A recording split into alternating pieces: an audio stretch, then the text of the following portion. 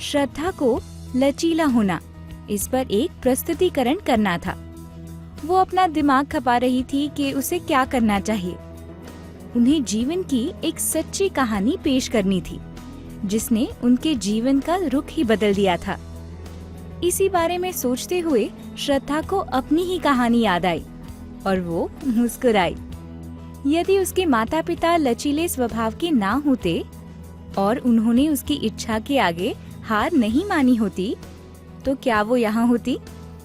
चलिए देखते हैं उसका प्रस्तुतिकरण। श्रद्धा एक बहुत ही होशियार लड़की थी। वो बड़ी मेहनती भी थी। वो एक किसान परिवार से थी और वे अपने खेत और अपने गाय बैलों की देखभाल करने वाले बड़े खुशहाल लोग थे। उसके माता पिता में से किसी ने भी औपचारिक शिक्षा नहीं ली थी, लेकिन उन्होंने श्रद्धा को स्कूल भेजने में गर्व महसूस किया था। श्रद्धा ने भी 8वीं कक्षा की शिक्षा पूर्ण की थी। वो आगे पढ़ना चाहती थी, लेकिन नजदीक के स्कूल में 8वीं कक्षा से आगे कक्षाएं नहीं थी। वो आगे पढ़ना चाहती थी, लेकिन पता नहीं था कि कैसे कर पाएगी। अक्सर वो अपने रिश्तेदारों से उसकी शादी की बातें सुनती। उनके अनुसार ये उसके शादी की उम्र हुई थी। वो उस विचार से डरती थी। उसकी माँ की शादी इससे भी कम उम्र में कर दी गई थी। श्रद्धा के घर के आसपास कोई स्कूल नहीं थी, इसीलिए शादी ही केवल एकमात्र विकल्प नजर आ रहा था। उसने अच्छा प्रदर्शन नहीं किया, इसलिए वो परीक्षा के परिणामों से डरती थी। ऐसा नहीं था, बल्कि परिणाम आने के बाद उसकी जिंदगी हमेशा के लिए बदलने वाली थी और इसीलिए वो चिंतित और घबराई हुई थी। उसने अपनी माँ से बात करने का निर्णय लिया। उसने माँ को बताया कि वो आगे पढ़ना चाहती थी। ये बताते हुए वो संकोच महसूस कर रही थी। इस बात पर माँ तनिक भी गुस्सा नहीं हुई, बल्कि उसने पूछा कि क्या वो आगे पढ़ने की बात को लेकर गंभीर थी। श्रद्धा को जैसे उम्मीद की किरण दिख गई और उसने कहा, हाँ। उसकी माँ ने मुस्कुराते हुए कहा कि वो पिताजी से बात करेगी। अब श्रद्धा रोज अपनी माँ से पूछती कि क्या उसने पिताजी से बात की।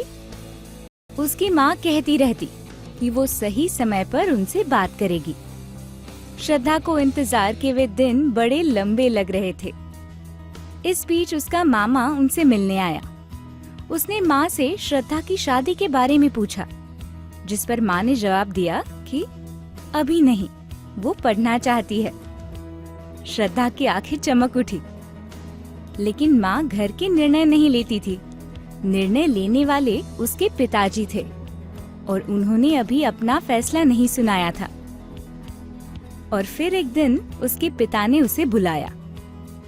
श्रद्धा का दिल मानो उसके गले में आ गया था, ये सोचकर कि वे क्या कहेंगे। उन्होंने उसे बैठने को कहा और माँ को भी बुलाया। फिर उन्होंने कहा कि तुम्हारी माँ ने मुझे बताया तुम आगे पढ़ना चाहती हो, लेकिन मुझे लगता है कि ये शादी करने के लिए सही उम्र है। आगे पढ़कर तुम क्या करोगी? श्रद्धा रो पड़ी। उसकी सारी आशाएं मानो चूर चूर होने वाली थी। उसके माता पिता को उससे इस प्रतिक्रिया की अपेक्षा नहीं थी। उसके पिता ने उसे शांत किया और कहा, तुम मुझे बताओ तो सही कि तुम आगे क्यों पढ़ना चाहती हो? तुम रो क्यों रही हो? ये उसके पिताजी का अलग रूप था।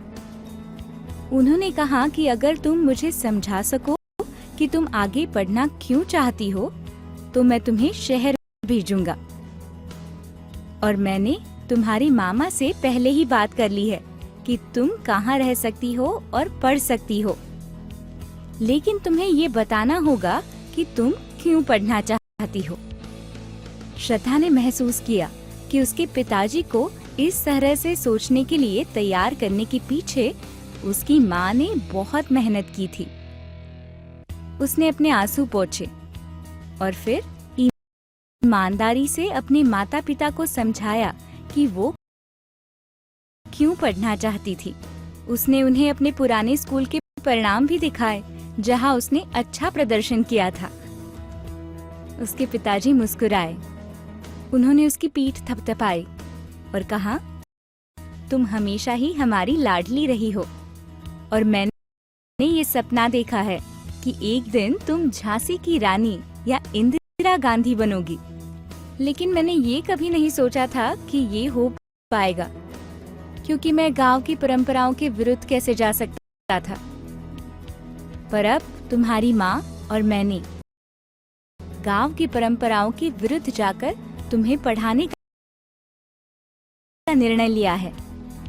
आगे बढ़ो, हम तुम्हारे साथ है।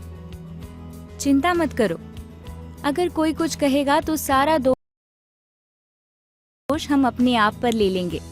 तुम पढ़ाई करते रहना।